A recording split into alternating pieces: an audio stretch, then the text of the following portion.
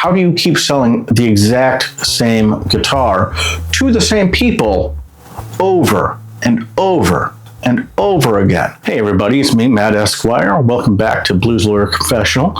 New year, hopefully new me. It being New Year's, obviously our minds are towards the future, towards the new year that's coming up. And one of the things I'm thinking about is how exactly are guitar manufacturers going to keep on putting out guitars? I'm talking about the big three. I'm talking about Gibson. I'm talking about Fender. I'm talking about PRS. Now, the way I see it, there's a big problem. You see, there's not an infinite pool of guitarists, and the finite pool that does exist is getting smaller. I like to say there's about three demographics. Now, you got the old school people. I'm talking about the people who grew up on classic rock, although I don't know how classic it is now. Technically, it probably should be called oldies. These are the people who grew up on the Beatles. They grew up on the Stones. They grew up on Led Zeppelin. Then you got the people like me. I'm in my 50s. We are the Gen Xers. We're the people who grew up on hair metal, on heavy metal, and then on grunge. And then the third market, those are the millennials. Now, I'm not trying to leave out Zoomers. I'm not trying to leave out alphas. My kids are alphas.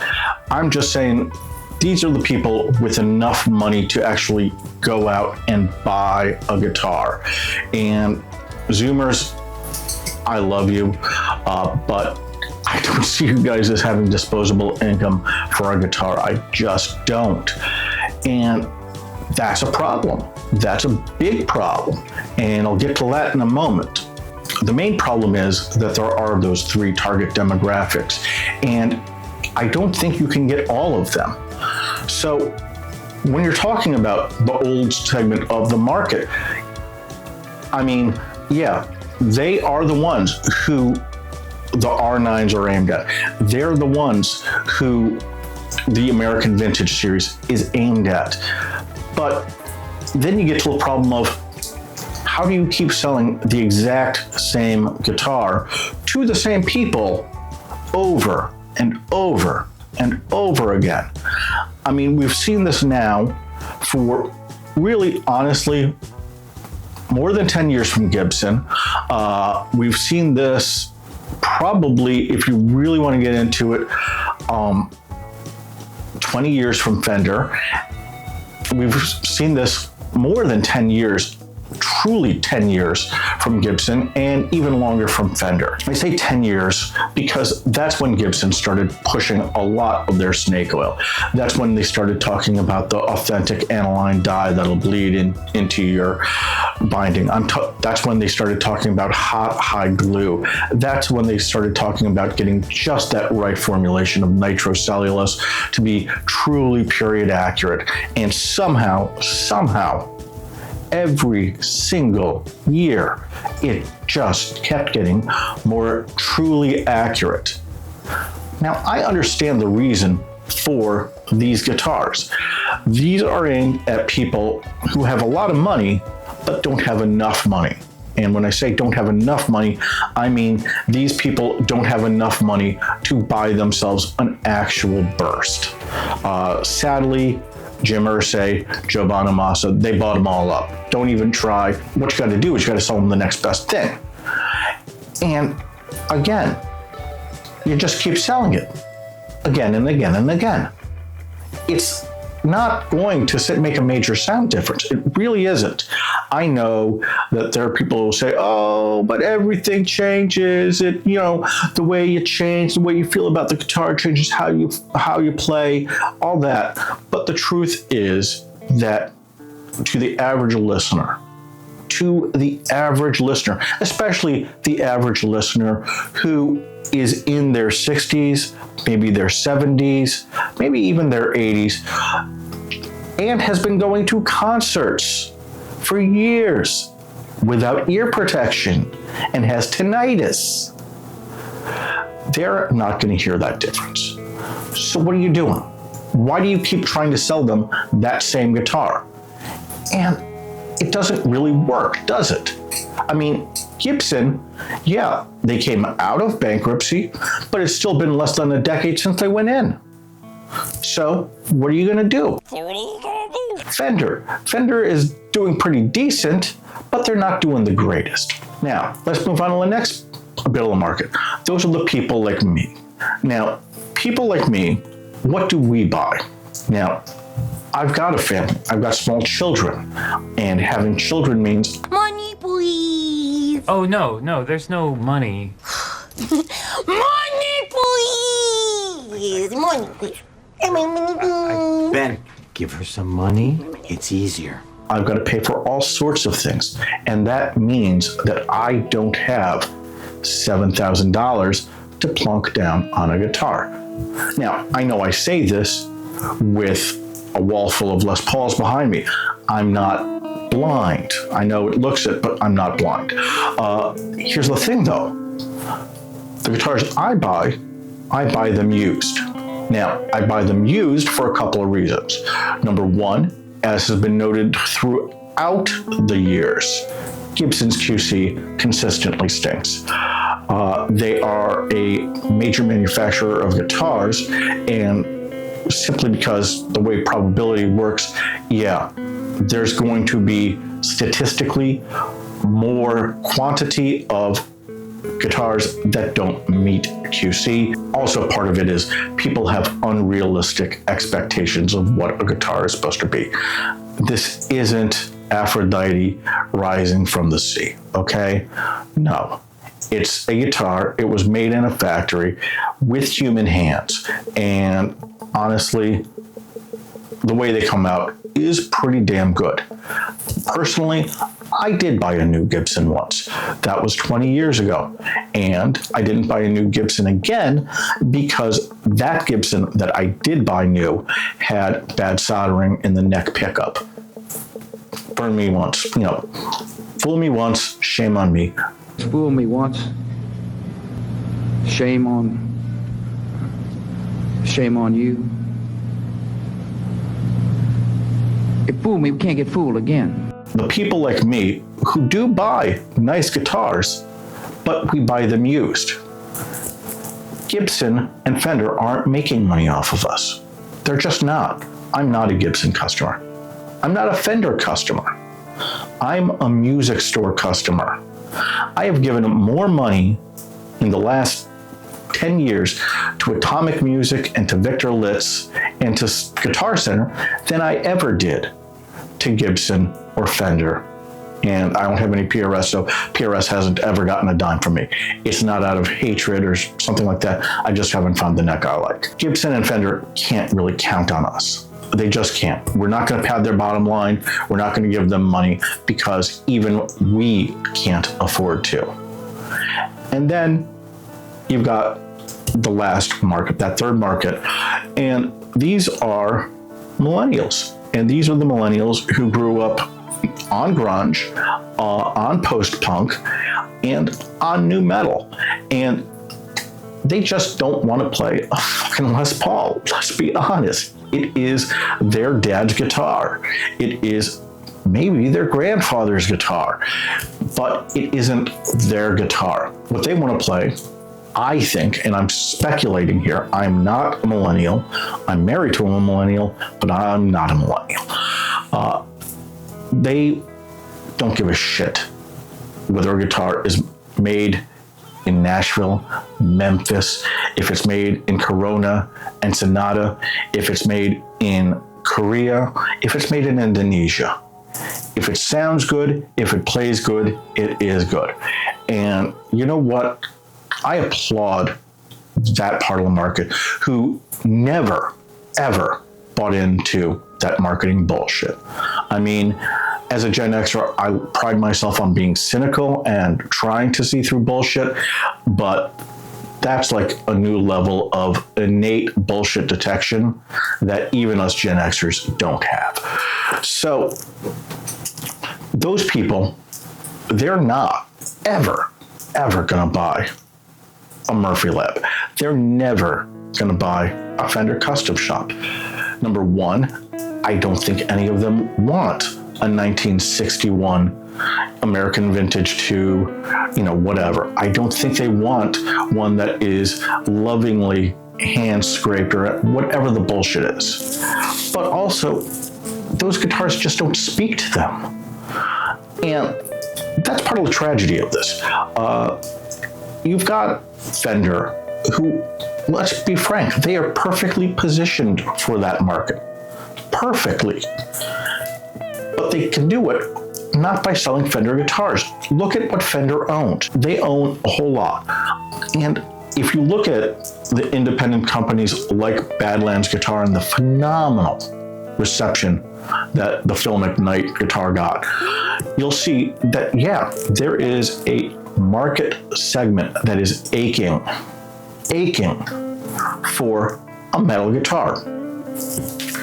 Like I said when we started, it's 2026.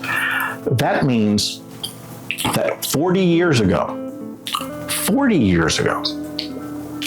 the biggest guitars out there weren't Les Pauls. The biggest guitars out there were Hamers. The biggest guitars out there were King V's. The biggest guitars out there were Explorers. So they need to start pushing those guitars if they want to continue to survive. But when you look at what Fender has been trying to do with Jackson, they're still missing the target. You have things like the Jackson Soloist Made in California series, but that's a $2,500 guitar. Millennials are having a hard enough time saving up for a house. Millennials are having a hard enough time trying to start a family. Millennials are having a hard enough time having enough money to buy their daily Starbucks and avocado toast. So please, let's think about them. And millennials, come on, don't come at me in the comments. That last one was a joke, and I'm sorry. But the truth is, they're not buying $2,500 soloists. If anything, they're buying $1,000 soloists used. And as we learned, that doesn't make you a Fender customer. That doesn't make you a Gibson customer. That makes you a music store customer. I just don't see why they would do something like that. The latest one is the Iron Maiden 50th anniversary ones. And those are not made in America, but that doesn't mean that they don't have an $1,800 price tag. And they're made, I believe, in the same Indonesian factory as every other Cortec guitar. So why would you be spending almost $2,000 for a Cortec guitar? This isn't to say Cortec's not a good guitar. It's just to say that's a premium I'm not seeing. You still have Fender and Gibson not understanding that market. You see Fender selling the Tom Morello Arm the Homeless guitar for several $1,000s. I'm in favor of it. I like that Morello is donating his portion of proceeds to actually help the homeless, especially at the homeless shelter that he and his family volunteer at, and that is proper. If I was in the market for it, I actually might contemplate buying it new, just for that point, although truthfully, if you're going to do that, you might as well just donate the money directly. Coming back to it though, we've got Fender and Gibson and PRS just really still missing the mark. The thing we saw last year is they are now realizing that their customers aren't their customers. They're starting to realize that their customers are music stores' customers. Their customers are Reverb's customers. And I think they've actually kind of now started to declare war on the music stores and on Reverb. Last year, you saw Gibson and Fender both come out with their own versions of certified vintage, which I'm sorry, that just sounds like certified pre-owned. Congratulations, you're buying a used guitar. That's not good. If you think you got problems, you try running a music store in the year 2026 when your electricity costs are going up, when your rent is going up, when your payroll is going up, and when every other cost is going up and your traffic is going down. So the last thing they need is to have a giant company or two coming at them, going after their customers. I remain hopeful for 2026. I do hope that Gibson and Fender and PRS start coming out with something new. Ironically, I like that Gibson has started coming out with things that are old, but because they failed the first time, they might be new now. I'm talking about the Victory. I'm talking about the Epiphone grabber bass. These are forgotten models, and I'm happy to see that Gibson is maybe, hopefully, starting to show them a little bit of love. Fender, after almost a decade, is starting to put a little more time, energy, and advertising dollars behind the Meteora series. Fender has been coasting on their major body shapes for a very long time. The P bass, the jazz bass, the Strat, obviously, and the Tele. That's not to say that these aren't great shapes. There's a reason why these shapes have all been around for almost 75 years. But there does need to be something new. And when you look at something like the Meteora, that's a great shape. It is sort of bringing the Jazzmaster and the Jaguar body shapes forward.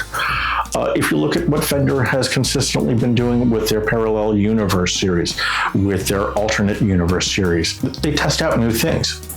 That's good. Keep it up. They put out things like their Gold Foil series. Again, those are things that they tried before. They didn't work then, but they're giving them a second go round.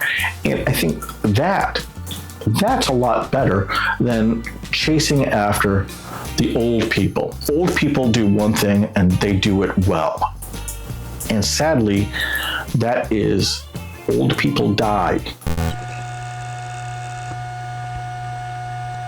There's not going to be any more old heads buying the same frickin' guitar again and again. So Gibson, Fender, PRS, please stop chasing that portion of the market. You're not going to continue to have them around. And I see this from my amateur position as a losing fight. I see this as a losing strategy. I think you need to start trying to say, hey, Gen X, maybe we could interest you in a new guitar that doesn't cost $6,000. Because if I have a choice between buying a $6,000 guitar new and a $2,500 guitar that's just as good as new, I'm going to go after the $2,500 guitar. That's where my price range is. That's where Fender needs to be selling. That's where Gibson needs to be selling. I just don't see the age of $4,000 Stratocasters continuing. I think that they need to come down there. I think Gibson needs to say, Nitro, it was nice knowing you, but we can't spray nitro in other countries, and we can't afford to make guitars in America the way we do. So I think that Gibson might have to start accepting poly on some of their finishes. Not on Epiphone, on Gibson. I think that simply because the way the environment is, I think Gibson would do well to resurrect the old Smartwood series that they had back in 2000. I actually had one of those way back in the day. It was a fine studio guitar. I mean, I played it through an old Vox VT50. Sounded fine in my apartment. You know, look at that. My Les Paul Custom, that one right there. That doesn't have an ebony fretboard. That has a Richlake fretboard. But you know what? It feels damn great, and it doesn't have fret sprout. Look at alternative things like that. I'm not saying that Fender needs to go back to putting M&M shells on its guitars like it was doing back in the 80s and the 90s, but figure out where can you shave a little bit of costs off. Because if you want the people like me, if you want the millennials, you're gonna have to give up on some things. You cannot keep selling these goddamn guitars. Stop it. Let the past die. It's time to let old things die. Snoke, Skywalker, Sith, Jedi, the rebels, let it all die. Let the past die. Come out with new stuff. Come out with things that speak to the younger generations of guitar players. Kurt Cobain didn't play an old Mustang because he wanted to imagine that he was a new guitarist in the late 60s or the early 70s. He bought an old Mustang because that's all he could afford. So come out with guitars that the consumers can afford, because otherwise there aren't going to be any Gibson customers. There are going to be music store customers. Otherwise, people aren't going to buy new Fender guitars. They're going to buy new Squiers. Otherwise, people aren't going to buy PRSs. They'll buy SEs. Everyone needs to start looking at who actually has enough money to be spending on a guitar. Folks, if you've been with me this long, I thank you. You didn't have to watch this long. You did. God bless you. Thank you. Thank you. Thank you. Until next time, less fiddling, more playing.